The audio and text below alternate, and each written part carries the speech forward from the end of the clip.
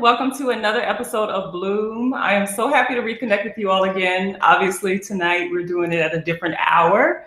Many of you have written in and asked that we change the time of our shows because many of you all have started to return back to work. And we have accepted your request, and we are now showing our episodes in the evening now. And I am so excited because no matter what, we're able to reconnect. And our next guest, though, I'm so excited to have her on.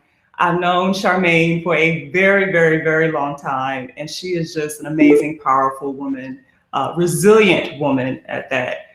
So she's a certified wellness coach. She's living, a wife, mother, currently living with multiple sclerosis. She struggled with anxiety, depression, body confidence issues, you name it, she's been through it.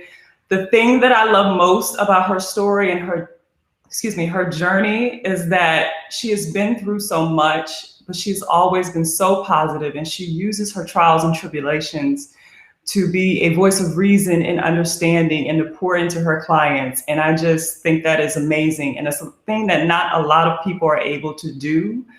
She is one of the few chosen souls that has used her life experience to be a blessing to others. And so I want to welcome Charmaine to the virtual stage. How are you? Can you hear me?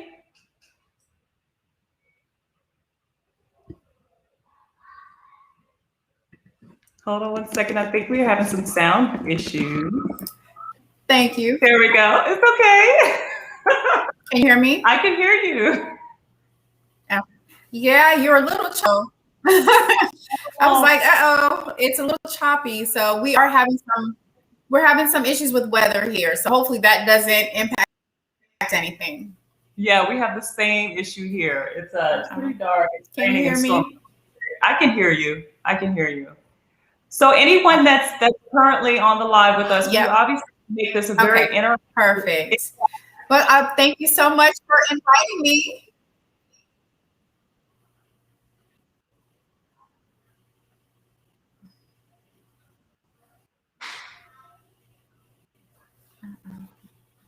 Can you hear me?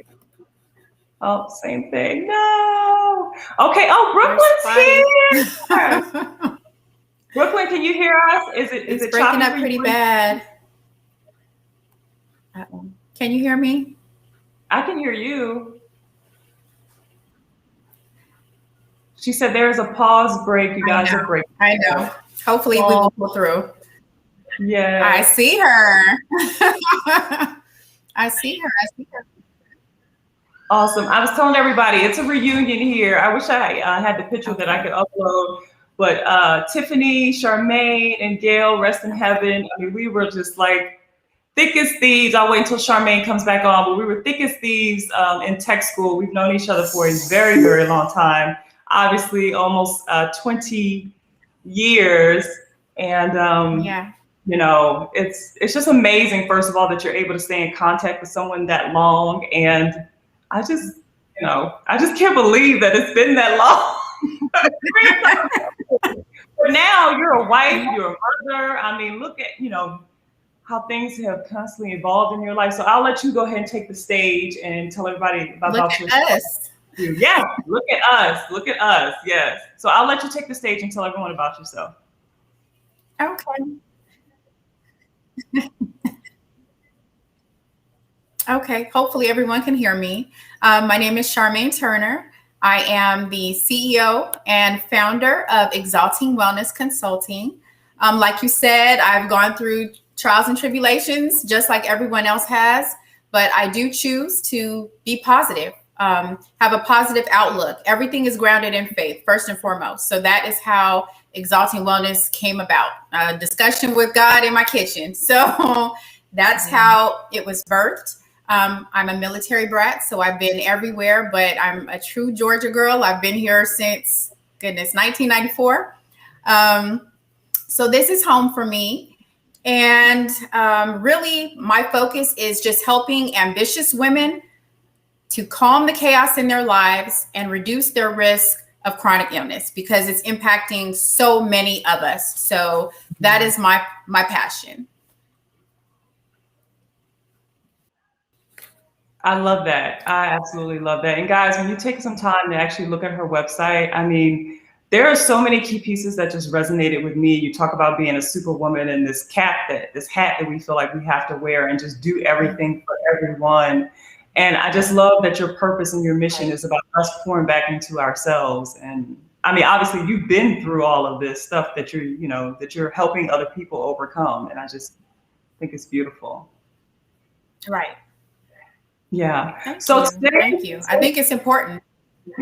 It is. It really is. It's very meaningful work. So obviously, everyone, as we begin the discussion, I really want to make this interactive. So Charmaine actually mentioned that she's a Georgia girl. So I know we got some other Georgia girls on here. So give us a shout out. Let us know where you're from, where you're calling, where you're dialing in from, or your chat. And let's be interactive. If you have something to contribute to the conversation, we definitely want to hear it. This time is for you. This discussion, though, is going to be very interesting. It's going to be about marriage, maintenance, and sex. This was one of the number one conversations that people were asking us to do, and I'm so excited to have Charmaine tackle this with me. So can you tell us, how did you and your husband meet, things like that? Absolutely. Sure. I met him because of the military. I got an assignment to Ohio. And yeah, Tracy, yay for Georgia girls. But I got an assignment to Ohio, and everyone told me I did not want to go. There's nothing there. So I had to pray about it. And I had my boys, they didn't want to go. So I really had to pray about it. But it was the best move that I could have made.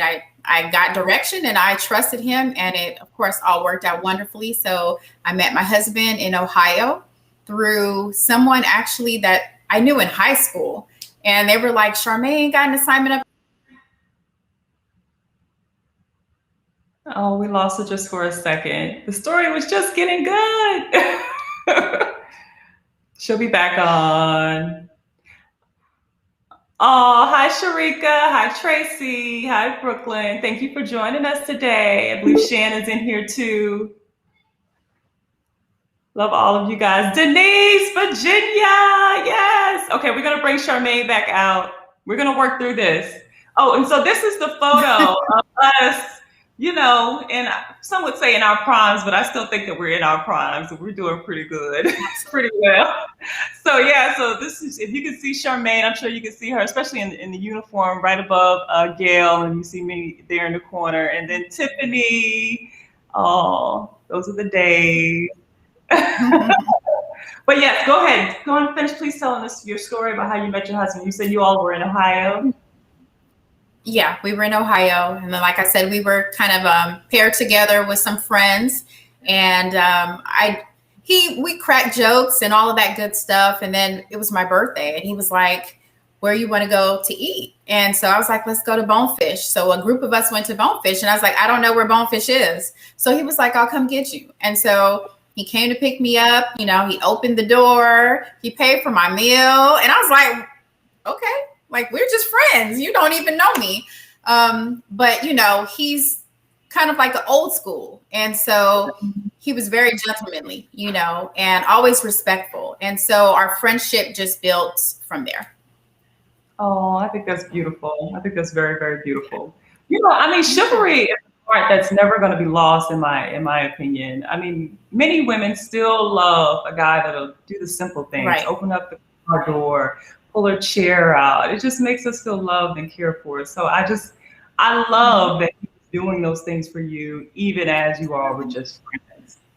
Yeah. So things like that, I feel like show you a lot about somebody's character. Right. Yeah.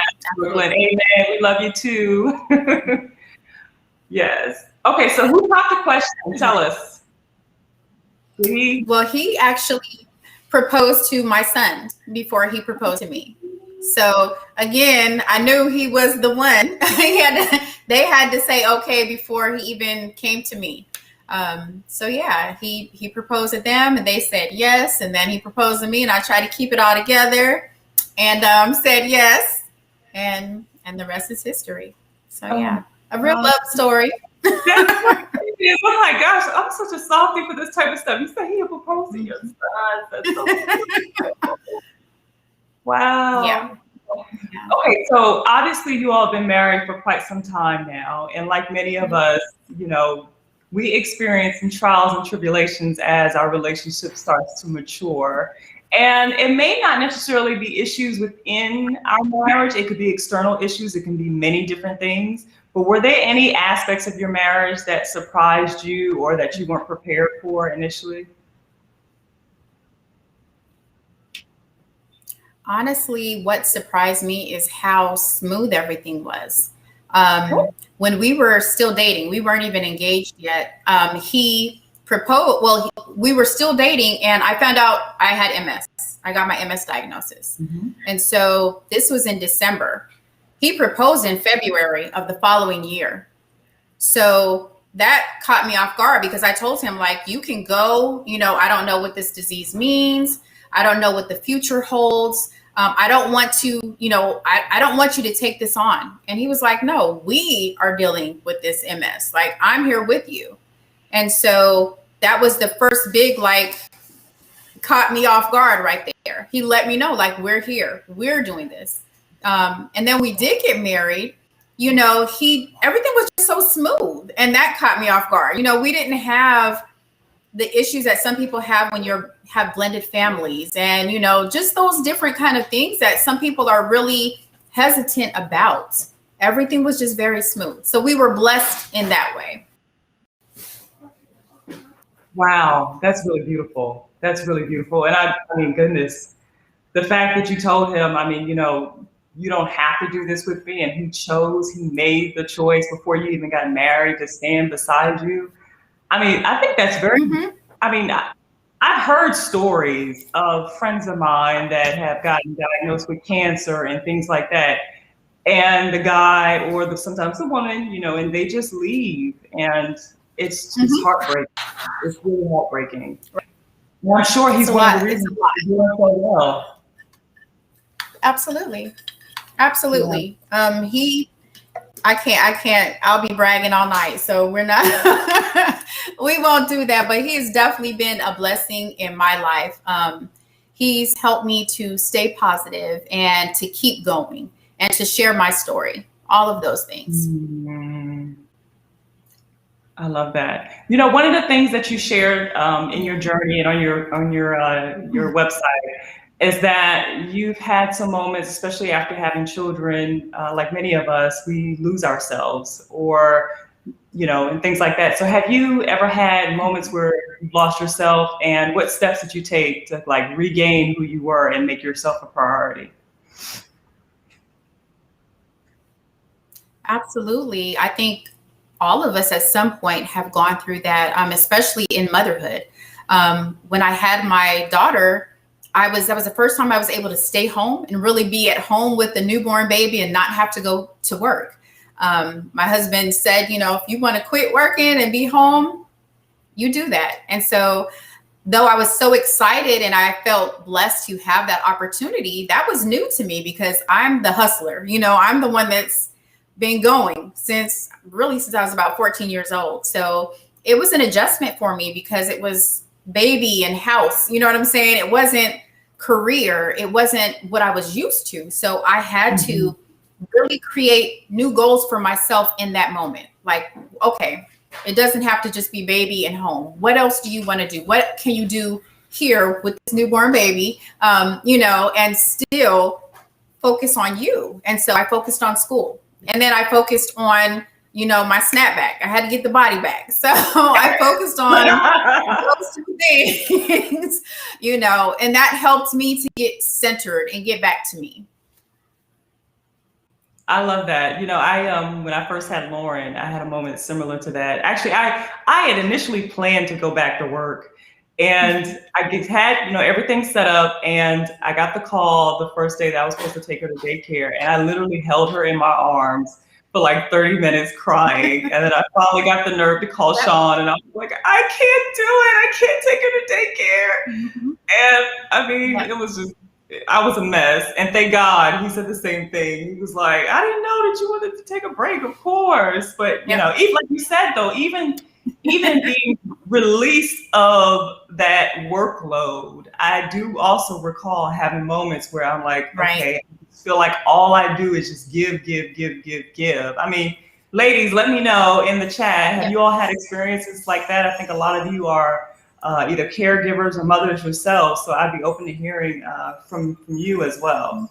So you said you had to make yourself a priority, and you did some certain things. You started going back to school and things like that. How long did that process take for you? Yeah. It took a while because I had my daughter in 2015.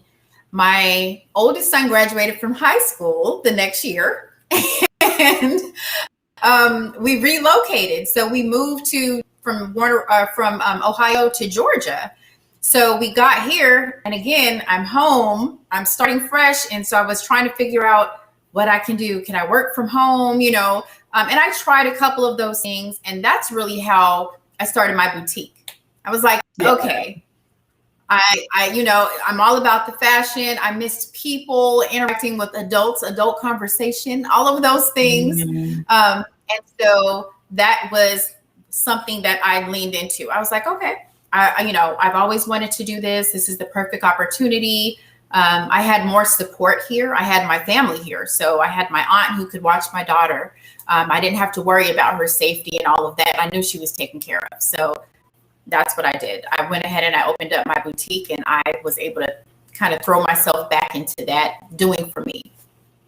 I love that. You gave yourself an opportunity to dream again and do something that you were passionate about. I love that. Yeah, that's beautiful. So Brooklyn just said, how did you motivate yourself? She said she sometimes feels like she doesn't have the willpower because she's always tired. So she's basically talking about, losing weight. Right. And I hear it all the time, every day. That's one of the beautiful things about taking your trials and helping other people. Mm-hmm. So again, because I've gone through it, I know how it feels. I know how it feels to be an older mother, especially. I had my daughter and I was 36, and I was like, whoa, like I said, my oldest son had just was graduating high school. So it was hard. So I'm fighting age, I'm fighting hormones, self-confidence issues, not having the energy. But I knew I wanted to feel good in my skin. That's really the basis of it. I wanted to feel good in my skin. I wanted to be proud of what my body had done. I brought 4 lives into this world, so I wanted to celebrate my body in the best way possible. The best way I could show up is to take care of me. Mm-hmm. We do so much for our children externally, but the best gift you can give to your children is your health, period. Yes, absolutely. Period. Yeah. That's very, very true. Welcome to the conversation, Marzina. She said, hello, beautiful ladies. Great topic. I'm so happy that you're loving the topic and that you're joining us today. Absolutely. Yeah, so we're talking now, obviously, about, once you have your children and things like that, like returning to a size that makes you feel good. So how do you feel body confidence has enhanced your marriage overall? I think body confidence is key for any kind of relationship, especially when it comes to marriage, because you have so much going on outside. There's the divorce rates are crazy. There's infidelity, there's jealousy, there's all of those things. But when I look at body confidence, it's not just me. I'm looking at us as a unit, so both of us working together and lifting each other up and trying to boost each other's confidence and how we feel about ourselves. So all of that ties in, because it's kind of like Bonnie and Clyde, me and you against the world, so let's uplift each other, strengthen each other, push each other. And that builds your bond, that tightens the bond that you have as well. Yeah. I love that you said that, because sometimes I feel like, not sometimes, but I actually agree that we should have a competition about complimenting and uplifting each other, because the world so many times will try to tear us down. We go into the office, people try to tear us down. We go into the store. People are just constantly trying to attack you when they feel like you're shining and you have, you've been touched by God, for example. And so your home should be like the place of refuge to refuel. And couples, I Absolutely. think that's another reason why we should be mindful of who we marry and who we partner with in life, so they can bless us in the same way that you and your husband have blessed each other. Yeah. Right. Beautiful. Absolutely. You have to. Marriage is rough and the world is not helpful. So Yes. absolutely. You need to be Yes. solid. Absolutely. So if we have any single people on here, just make sure it's not too late. The right mate. So Take your time. Yeah, exactly. So how do you deal with stress overall? You obviously mentioned earlier that you have multiple sclerosis. How do you, what are some different adjustments and changes that you had to make into your lifestyle to manage yourself and manage the diagnosis? Right. Well, with multiple sclerosis, stress is my number one vice. Stress can it can shut my body down completely. So it's not just something that I say, oh, I try to keep the stress down. I have to keep the stress down. And I also think that as a mother and as a wife, if I don't manage my stress, I'm not a good mother or wife. I'm not as good of a mother or wife, because when you're stressed, you respond and you lash out differently than you want to. You know what I'm saying? That's where you might yell at your child or yell at your spouse, and you don't want to talk to them like that. So you have to be mindful. The biggest thing for me as far as stress is self-care.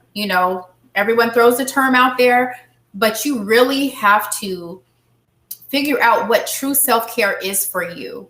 I was in a conference about 2 weeks ago, and the keynote speaker said self-care is soul care. And it touched all of us in such a way, like, wow, like I never thought about it like that.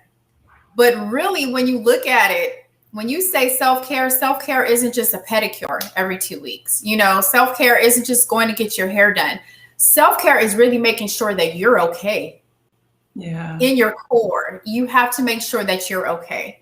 If it's dealing with emotions, if it's dealing with hormones, if it's dealing with what I call baggage, things that, we carry on from our younger years, or bad relationship, all of those things, you have to make yourself whole. And that is what self-care for me is really about, making sure I'm okay so I can show up the best possible way for myself and for my family. I love that. I love that. Kim says, that's so true. That was my reasoning for eliminating stress, lashing out, and not being my best self for my family. That's powerful, such a powerful statement in and of itself, because, I think for a lot of women, we're taught at a very early age how to be what other people need and not what we need. And so we go through life from an empty cup, and then, like you said, yes, exactly. Like we're lashing out on ourselves and not being kind to ourselves and our body. And it's like chaos throughout every relationship that we have. And Kim says, those hormones are no joke. Oh, no. Right. Yeah. So no joke, Kim, no joke. Yeah. So what are some tips do you have for conflict resolution? How can we debate or resolve an issue with our spouse, but in a healthy manner? I think it's so important to understand how each other communicates. And just for example, I am a talk person. Like, no, we're going to resolve this. If you need to step away for a minute, I'll give you that time, but we're going to resolve it. Where my husband, he's not a verbal communicator. He does better with writing. Now he can write. He'll have me in tears because he can take the time to think about the words he wants to use and the message that he is trying to construe.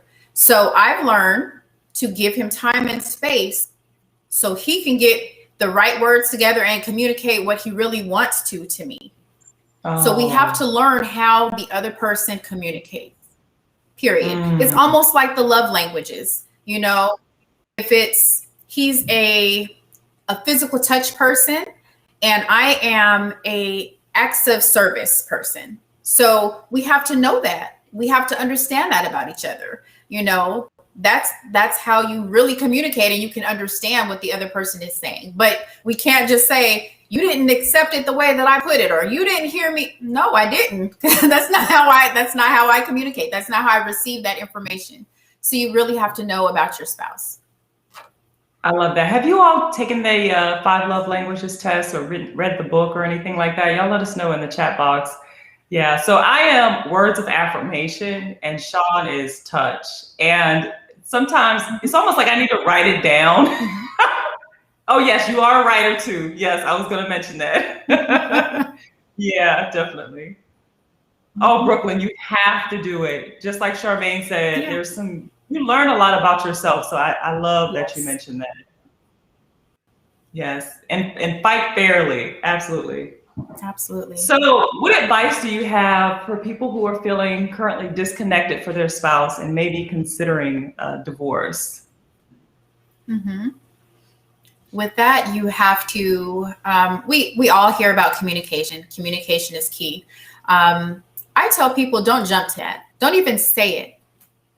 Don't argue and say it. I'm one of those people that if you're in a situation that's abusive in any kind of manner, those rules go out the door. You know what I'm saying? I'm not going to say stay and deal with physical or sexual or mental. I'm not going to say stay in that situation at all. What I am going to say is just think about why you're here, what you have. And it's kind of like that movie. I think it's Why Did I Get Married, or Why Did I Get Married To? And she went on the good and the bad. Really be honest with yourself, because sometimes we just get so emotional and it makes us feel like, oh, this is a horrible situation. I can't stand him, blah, blah, blah. I'm tired of this. And that was me in my younger years. Again, I'm a very transparent person. This is not my first marriage. This is my last marriage, though. I will always say that, because when I was younger, that's right. When I was younger, I didn't understand what it really meant to commit. You know, it was easier for me to say, you know what? I don't want to deal with you. I got it. Blah, blah, blah, blah. I don't want to be that person ever again. That was immature. That was someone who was not really ready for marriage. So when you are in those kind of situations, fall back, really look in the mirror, really look at yourself, be introspective, because the situation may appear worse than it is if you're emotional. So just fall back, you know, really look at what's going on. And then I'm a proponent for counseling always. So yes. Don't tap out, you know, don't tap out. Give it your all, you know, give it your all. Don't make that like a first resolution or an answer. I don't like to speak things, you know, back in the church, they used to say, don't speak things. There's power in the tongue. And I believe it 100%. So don't speak. That's very true. That's very, very true. That's very true. So what can couples do? Like if you have someone that's feeling disconnected currently, what are some things that you and your husband do to kind of like reconnect? Or do you have any daily things that you do? Like you don't leave the house without kissing each other or stuff like that? Absolutely. He'll kiss me and I'm still asleep because he has to leave before I get out the bed. You know, so that's every day. You know, he gets to his desk, and by the time he gets to his desk, I'm up. And so he'll send me, you know, good morning, babe, love you. You know, that's just a daily thing for us. You don't even think about it. It becomes second nature. I think that in order to connect, you really have to make time for each other. Don't get complacent. Don't get comfortable. It's easy to kind of get in a routine. You know what I'm saying? You get in a routine of life. You're being pulled all over. And if you're not making that other person in your marriage a priority, it's easy to get disconnected. So you have to make time, you know, court, still act like you're dating, you know, still have that date night, maybe once a month or a couple times a month. It doesn't have to be anything big, you know, but just time for just the two of you, you know, you have to make that important. Yeah, I love that. You know, the message. Yeah, it's definitely about doing date night. You know, during the pandemic, I know many of us, you know, weren't able to go outside and do different things. And even when you have young children, one of the things that we had like a paint and sip in the house. So the children were in another room watching TV, and we just pulled up the paint and sip on the laptop, where we were able to do like, you know, just have our own adult time in our same home. And it really did feel like we were in a different space. So if you can get out, like Charmaine mentioned, and do date night at a restaurant, like she said, continue to do those things, or find creative ways to reconnect with yourselves, or with each other, I should say, maybe when the children go to sleep, you just got to make it happen. So, I wish we had, Deanne has a comment, by the way. She said The Five Love Languages by Gary Chapman is an amazing book.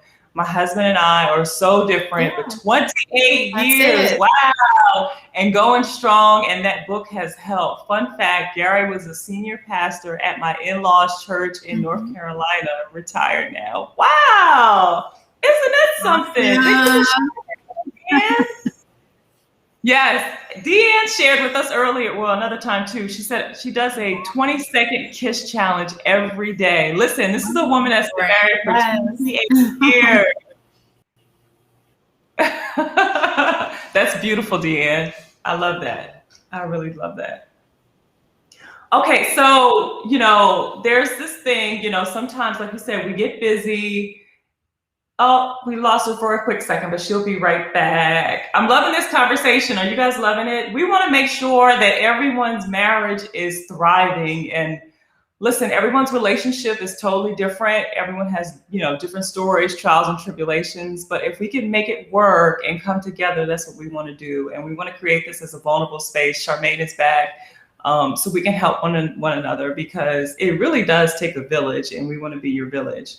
So, Charmaine, I was going to ask you, men and women a lot of times view intimacy differently. And so how can we teach our spouses or significant other how to connect with us on the level that will arouse us? Absolutely. Very important. You need to have fun. That's what you need to do. Like, don't overthink it. Get out of your heads. Take it back to the basics. I like it when this is my spot. Touch me this way. Communicate. You don't even have to say it. You can just place a hand or show. Let me show you what I like. Have fun with it, because you're going to be with this person for the rest of your life. So make it a fun thing, because I think a lot of times you overthink it, and then that just kills the moment altogether. So have fun with it. Show them, tell them. We've done like the little cards, the playing cards, or a book. You know what I'm saying? There's so much out there. You just have to be open to trying and work on that communication. I love that. Hopefully we didn't get disconnected. Those are great tips. I love that too. So one of the things that I can hear you, I can definitely hear you. There's this, can you all hear us out there? We were doing so good, doing so well. Can y'all still hear us? I'm waiting for you to be able to hear me. I can hear you.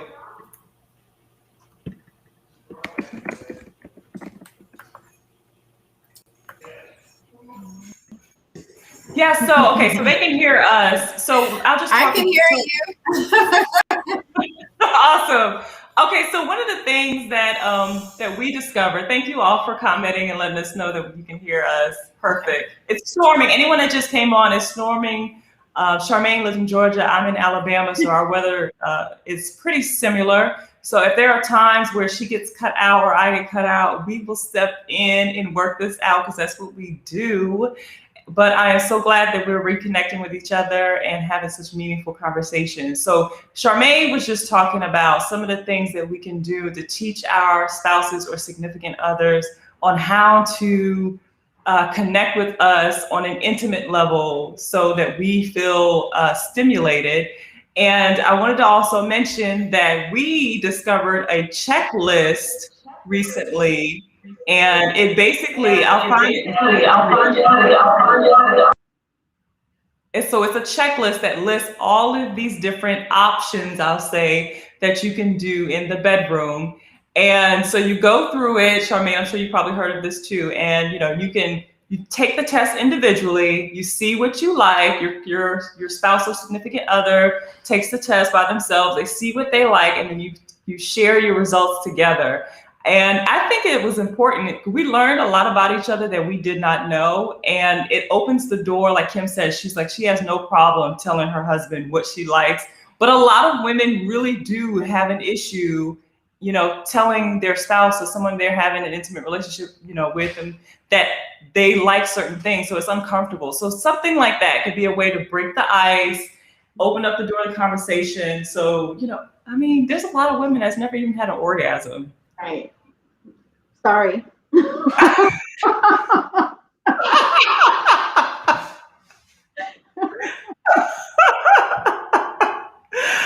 Yeah, but it really is. It's true. It really is. It's true.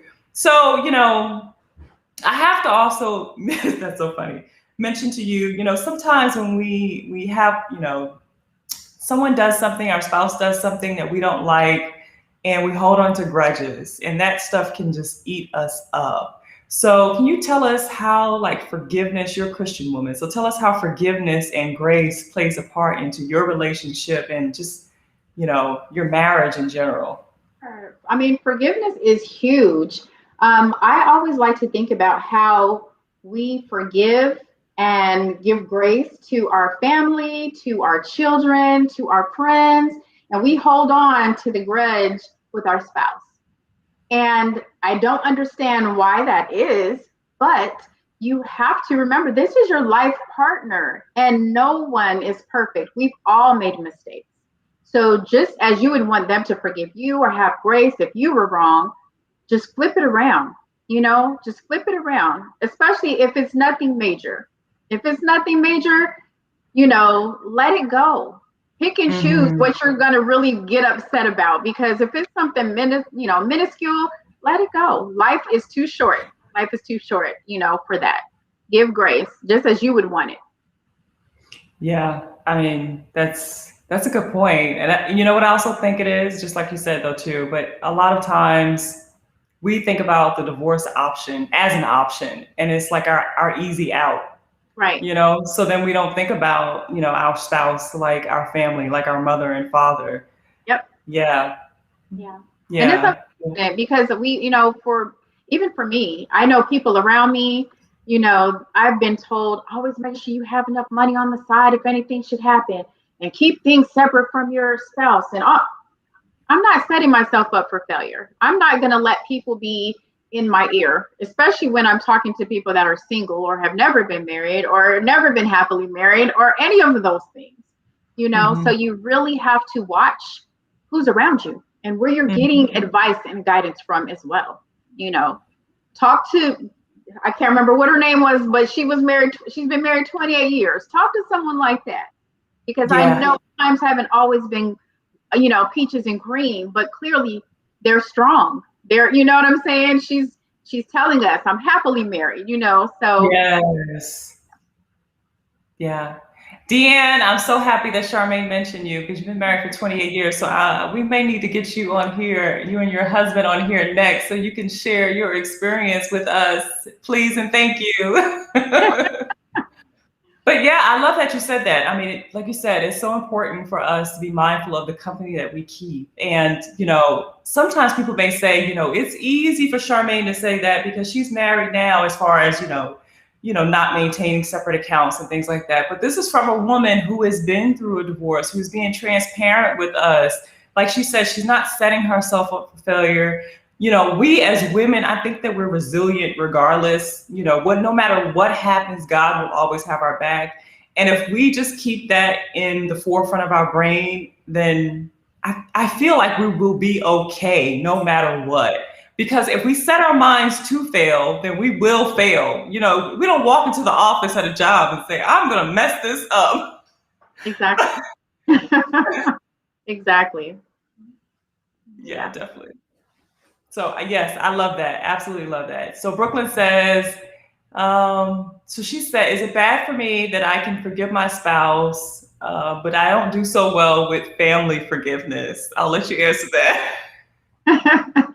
Well, see, I know some of Brooklyn's history. So that is kind of like when I mentioned before, the baggage from before. You know, a lot of times we still have things that are unresolved from our youth. or a young adulthood. We've had different hurts and things like that. And so, especially as women, we've learned to put that wall up. We learn to keep you at arm's length. So we have to heal ourselves. That's what we have to do, because you don't just marry the person, you do marry the family. You know what I'm saying? Some people, family might live in the house with you, so, you have to look at all of that. But again, when you focus on you being whole and working on your relationship with God and working on how I can be forgiving and how I can give grace. And even aside from that, learning how you can deal. Do I need to step away? Do I need to take a walk? Let me go clear my mind. Just being slower to respond. And for some people, it's hard because we're emotional by nature a lot of times, and it comes out, So if you know that about yourself, pull back, just take a minute, find that thing that helps get you centered and calms you down so that you can be rational in your thoughts. I love that.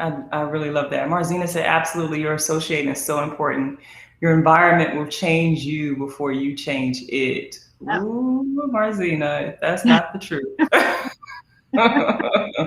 You mentioned about, being slow to respond. In my early years, I have always been around arguments, and that just seemed like the way to communicate. And I remember when Sean and I first got married, I found myself doing the very thing that I disliked. And it goes back to, just like you said, our childhood. Sometimes we pick up patterns and behaviors that we don't want, and we just carry it over into the next relationship. But I caught myself, and I had to make a deliberate change. But it's challenging. I mean, even now, I have to make sure that I'm being mindful to speak, with love and just calm my tone, so it's a journey. It's a journey to unlearn old habits. And I love that you said counseling. Counseling is so important. I don't know if anyone on here has been through counseling before, but I just want to go every week and just deal with my own stuff.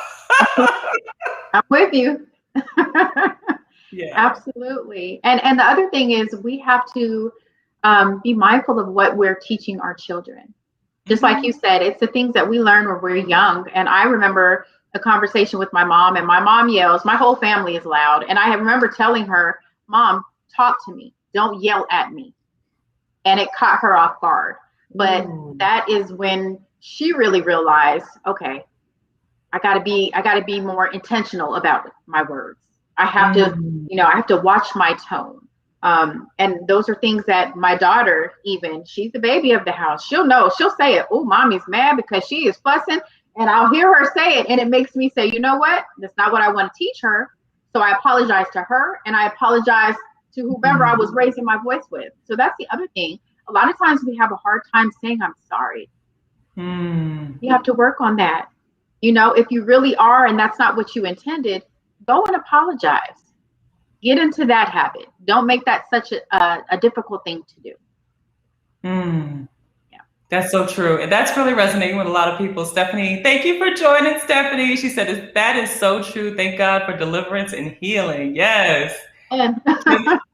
Kim says she is going to counseling next week. I love that, especially, in the African-American community, that we are talking about counseling and normalizing it. And like you said, it is so normal and it's needed. We have to heal our childhood wounds.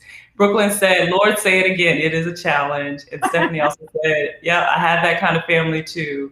I apologize to my kids also. That's amazing, Kim. I love that. Yeah. And I also love a lot of times when we become adults and we get around our parents, we return to our childhood selves. I love that your mother spoke to you in an unkind tone, and you actually said something back. Absolutely. My mom was a young mother. My mom had me when she was 16 years old. So she was a child with a child. And I did not understand any of that when I was young. But of course, as an adult and as a mother, I understand that now, so I have grace with her because there was so much that she didn't know herself, and I think a lot of times we look at the dysfunction that we were raised in and we hold on to that. But again, if you really look at it for what it is, I can't imagine having children at 16 years old. It would be Yeah. a hot mess. So yes, now that I can look back and say, you know what, she did the best she could with what she could. Yeah. Yep. That's it. I can't hold on to anything else. I have to heal me. That's what I've had to do. That's where that forgiveness and grace comes back in. Absolutely. Yep. And it's full circle, and it's so beautiful that you've done that. And you've given your mother that too. I think that's amazing. Yep. Oh my goodness. I'm telling you. Okay. So Tammy says, my husband and I were just talking about that. Apologizing is very important. My mom never apologized and never did this. It's so important to apologize. Right. You're changing the legacy. That's what you're doing. It's starting with you, and that's a beautiful thing. Absolutely. I second that. Shayna said, my mom was very young too. I didn't understand until I had my children, and I get it now. Yes.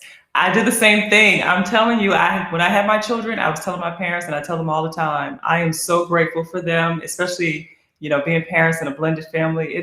Can be very, very challenging. And, it gives you a different perspective when you're in that seat yourself. And so, yeah, I can totally understand that. Charmaine, oh my gosh, I could talk to you all night. This is such a good topic. It is. It's neat. Yes, and I appreciate all the advice that you're sharing today. So I want to leave the floor to you. Do you have any closing remarks or tips that you would like everyone to share? And can you also let everyone know how they can get in contact with you and follow your journey? Absolutely. I will say to anyone that's married or in a serious relationship, really work on building that trust. Because when your foundation is built on trust and respect, you're setting yourself up for success. You're setting yourself up for success. So focus on those things. For just the single women that are on here, not single, not married, but just the women that are on here. Focus on self-care, taking care of you, making yourself whole, making sure you're okay. Above all things, you cannot be your best self, and you can't not be the best to anyone else if you're not whole within yourself. So focus on that. Take the time to make yourself a priority. I like to say, put it on the calendar permanently. Whatever you need to do to make sure that you're okay, counseling, time away, fitness, yoga, meditation, whatever you need to do, make yourself a priority. And as far as getting in touch, everything is Exalting Wellness. I'm on Instagram and Facebook at Exalting Wellness. And my website is exaltingwellness.com. Come by. I think it's on my webpage. Come in, get comfortable, unhook your bra, Yeah. So absolutely. Come get comfortable. If there's anything I can do for any of you, please let me know. This is my purpose, and I'm blessed to be able to walk in my purpose. I love that. And you're definitely fulfilling your purpose, and you are definitely a gift to all of us today. I just adore you. I really do. You're so special. You're so great at what you do. And you're just such a vulnerable, open soul. And you just exude love. And I'm so happy that I was able to see your beautiful face and just hear your story. Yes. I mean, you're about to make me teary eyed. This is so beautiful, guys. Like, I feel so grateful that we're able to spend this time together and pour into each other and share our experiences. It is just amazing. And Charmaine, you share some amazing tips. So I'm forever grateful. And anyone who attended today, we're going to post all of Charmaine's contact information so you can join her on her journey. She shares some amazing recipes. Like she said, she's always making sure that she's fueling her body with healthy food. She's got many vegan and vegetarian recipes as well that she shares on her social media pages. So we'll be sure to link all that to you as well. Next week, we're going to have a Colonel Candace Frost on, and she's going to be talking about failure, empathy, and vulnerability. Colonel Frost is working as the Joint Intel Operations Commander in the Pentagon, and she has a lot of leadership experience that she's going to share with us next week. We'll be sure to link the link below so you can go ahead and RSVP and sign up for that discussion because it will be good as well. I want to invite anyone who's on here to go ahead and like our page. Bloom with 3 O's, so you can join in on the discussion. If you have any other questions for Charmaine, feel free to post them or contact her directly. We will constantly keep the conversation flowing and going. We're so grateful that we were able to share this time together. Charmaine, you're amazing. I love you all. Y'all keep blooming with us. You take care and have a blessed night. Blessings. Bye-bye.